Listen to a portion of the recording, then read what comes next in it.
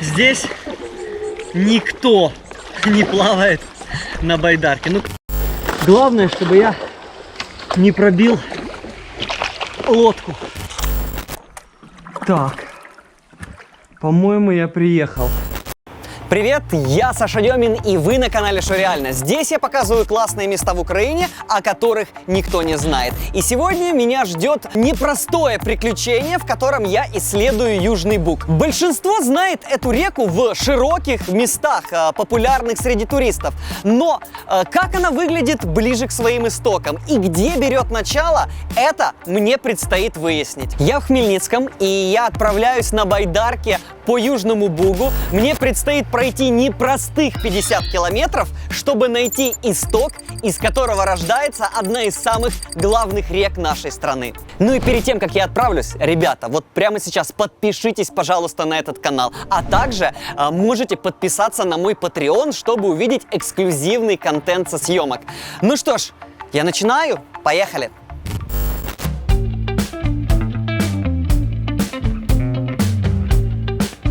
Южный Буг – третья по длине река в Украине. Его протяженность 806 километров. Он пересекает 5 областей. На нем расположены 42 гидроэлектростанции, 188 водохранилищ и создано более 4000 прудов. Это самая популярная река в нашей стране среди фанатов рафтинга и спортивной рыбалки.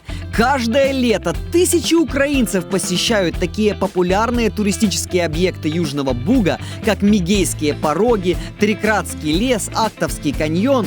Но моя цель за сутки пройти на байдарке 50 километров самых диких и неисследованных участков этой великой реки и показать вам места, где не ступала нога туриста. Я выбрал Хмельницкий для старта своего путешествия не случайно. Во-первых, это первый крупный город, через который проходит Южный Буг, начиная со своего истока. А во-вторых, я там еще ни разу не был, так что для меня это оказался повод открыть новое место на карте Украины. Могу сказать, что Хмельницкий мне зашел. И немалую роль в этом сыграл именно Южный Буг. Я обожаю, когда в городе есть большие водоемы с ухоженными пляжами, с возможностью взять лодку или катамаран на прокат, а если там есть уютные острова и зеленые зоны, все, считай, этот город точно украдет мое сердечко. С утра была хорошая погода, ну как для сплава. Были тучки, было прохладно, градусов 18. И вот только я начал свое путешествие, как стало палить солнце, и сейчас, наверное, градусов 30. С меня уже 100 потов сошло, а я прошел только километр. Вот у меня вопрос, почему мне так не везет?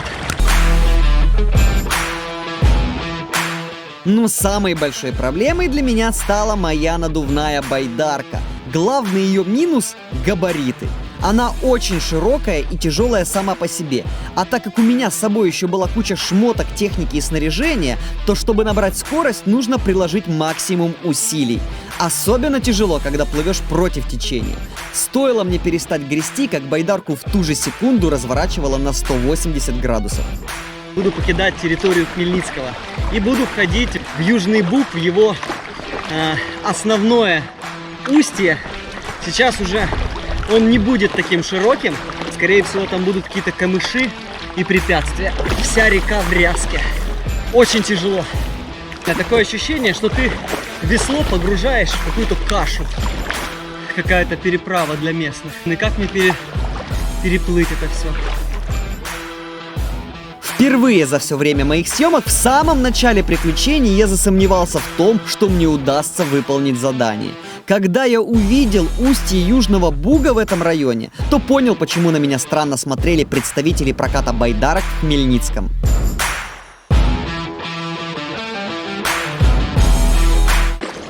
Здесь никто не плавает на байдарке. Ну, по крайней мере, я думаю, в ближайшие дни здесь точно никто не плавал на лодках.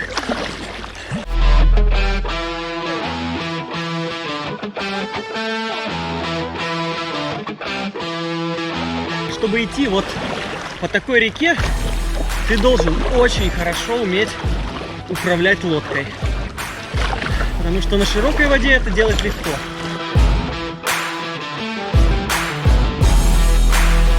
Я знал, что можно буксовать на земле, но даже представить себе не мог, что можно буксовать на воде.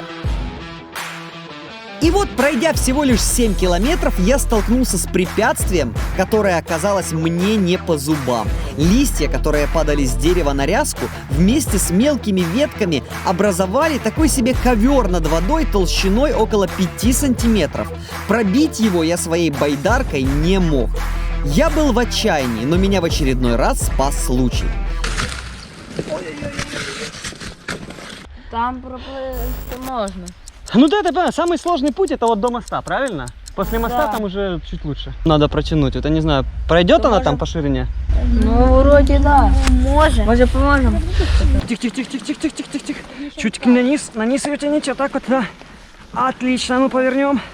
О, так можем мы его так и потянем. Так, тихо.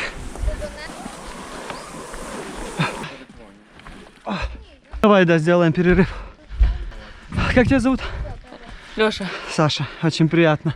Блин, спасибо тебе, Леша, я бы без тебя здесь не справился. Оп. Все, спасибо большое.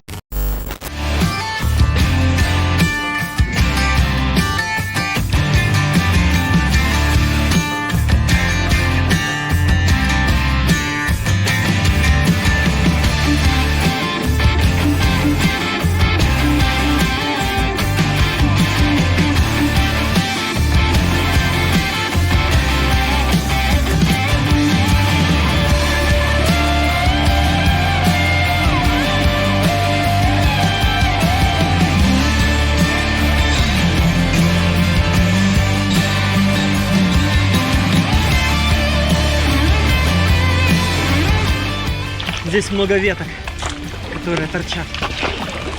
Главное, чтобы я не пробил лодку.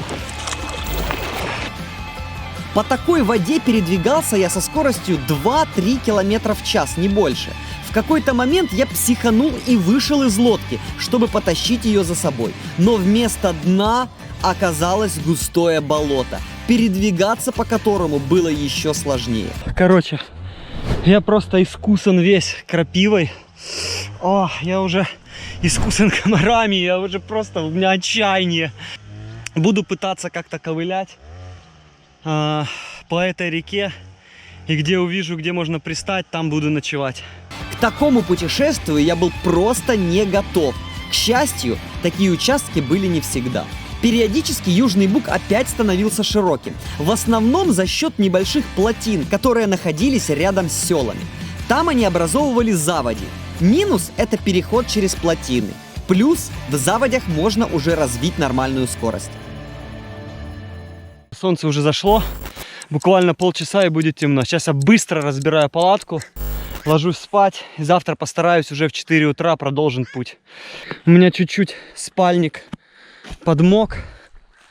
И вещи тоже, ну, по крайней мере, рюкзак подмок. Вещи, я думаю, будут сухими. Не знаю, прятать ли лодку или не прятать. В принципе, я сплю достаточно чутко. Я думаю, никто у меня лодку не заберет. Ну да ладно, я верю жителям села Волчья гора. Как люди, которые живут в селе с таким названием, могут украсть лодку?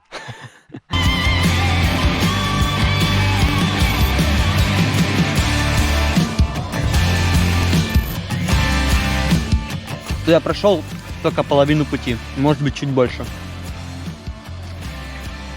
У меня завтра, ну, надеюсь, до вечера я успею. Может быть, раньше.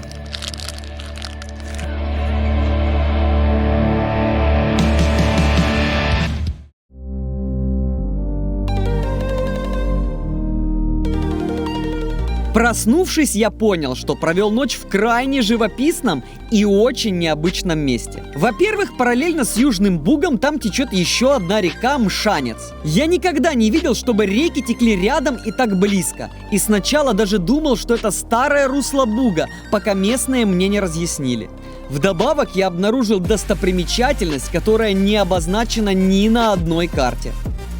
Я неожиданно обнаружил, что я ночевал прямо рядом со старым еврейским кладбищем. Кстати, очень красивый здесь вид и очень атмосферное место.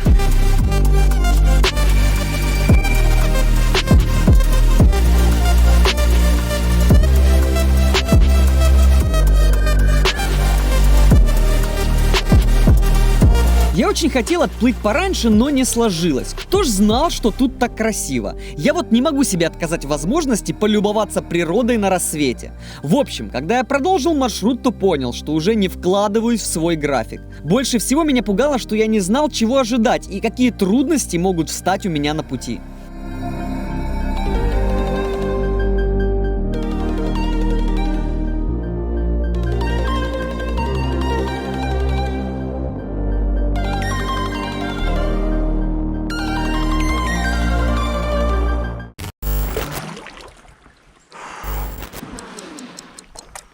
Так, по-моему, я приехал.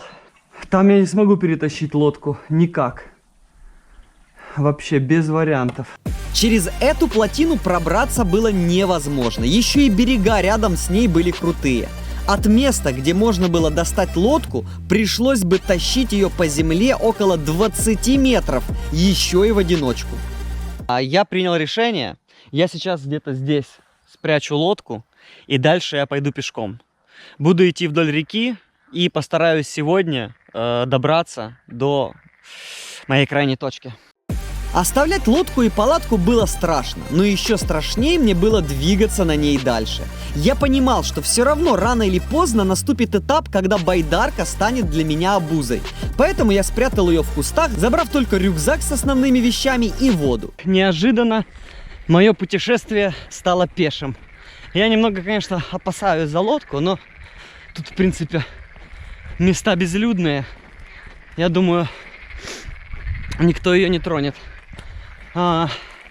Есть, конечно, некоторые у меня опасения. Во-первых, мне еще идти, ой-ой-ой-ой, километров 25. Это если так вот прямо по реке. Но я боюсь, что придется обходить местами. Приключения меня только ждут.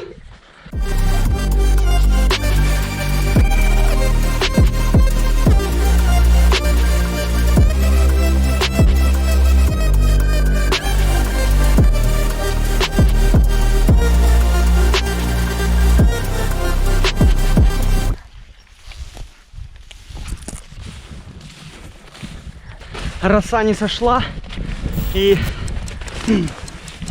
вся трава очень влажная, а к тому же она еще очень высокая. Я походу вообще сейчас буду весь мокрый. Блин, надо было переобуться. Короче, хана моим кроссовкам.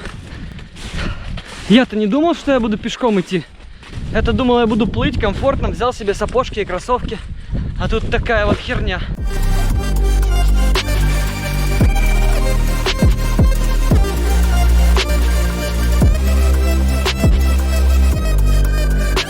Ну что, поздравьте меня, у меня проблема. Дело в том, что сейчас Южный Буг поворачивает вон туда, если вам видно, вот где желтое поле, он идет вот с той стороны. Но в эту сторону идет какая-то вот странная заводь из камыша.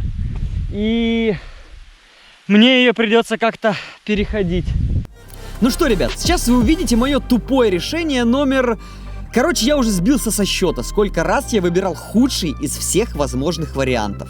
В этот раз мне показалось, что если в этом тростниковом ярке и есть вода, то в любом случае она не глубокая, и я смогу его перейти.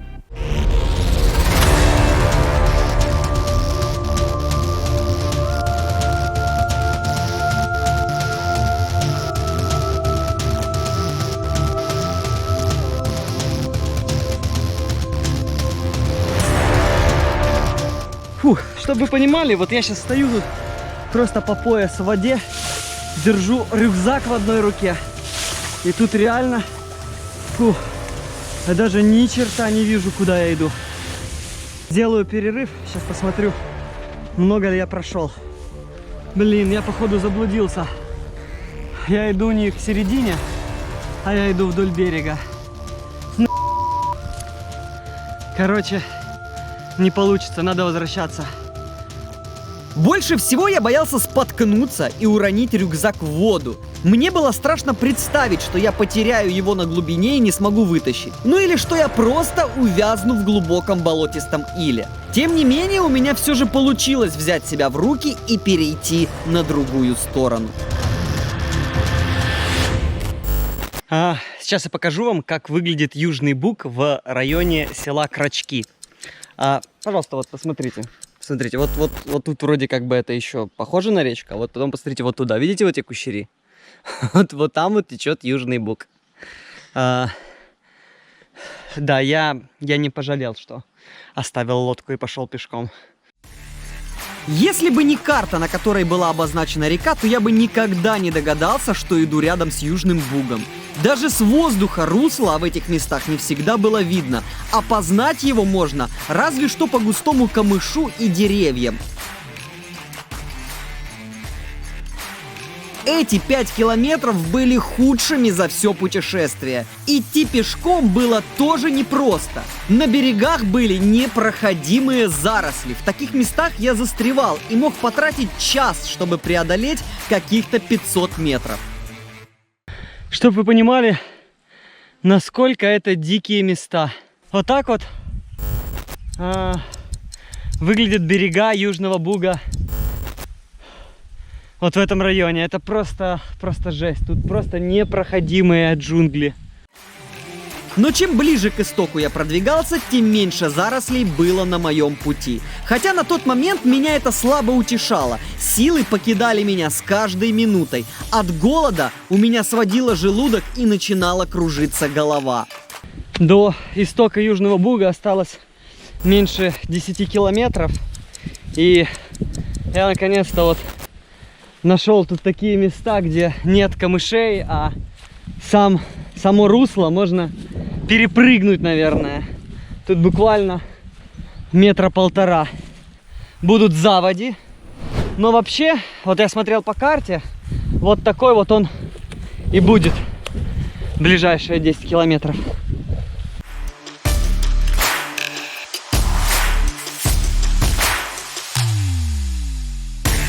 Глядя на размеры реки, сложно поверить, что это Южный Буг.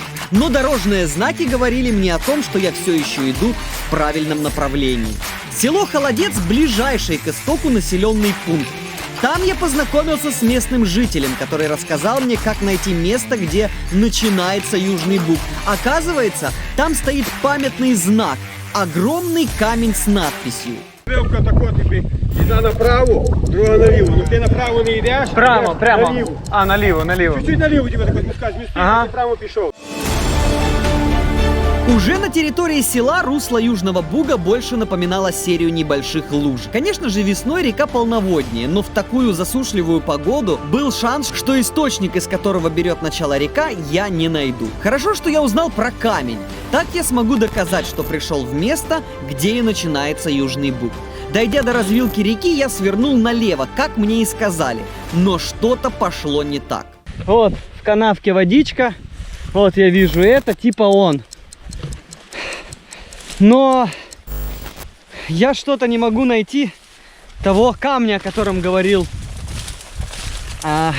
дедушка, которого я встретил в селе Холодец. Ну, если дед обманул меня, я, конечно, расстроюсь. Я думал, что это будет для меня какое-то радостное событие. И где-то глубоко в душе так и есть, но откровенно радоваться я не могу, потому что я очень устал. Я очень хочу есть. То ли я неправильно понял деда, то ли он что-то напутал, но пройдя до конца канавы, камня я не нашел. Снова возвращаться к развилке и прочесывать второй ярок сил у меня уже не было. Я в отчаянии брел по кукурузному полю, понимая, что никто не сможет мне помочь. Как вдруг удача мне снова улыбнулась. По безлюдной проселочной дороге ехал комбайн. Ну от туди, от приблизно за цього буде 200 метрів, от де те дерево таке більше. Ага. Там такий камінь стоїть великий. Водою. Ага. От зараз повернеться по під все. И вот тут вот дерево. Да, от тут під коло того Все, дерева. спасибо.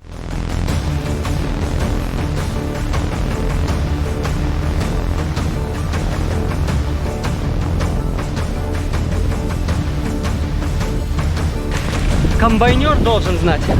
Раз он здесь пахал эти поля, он по-любому должен знать.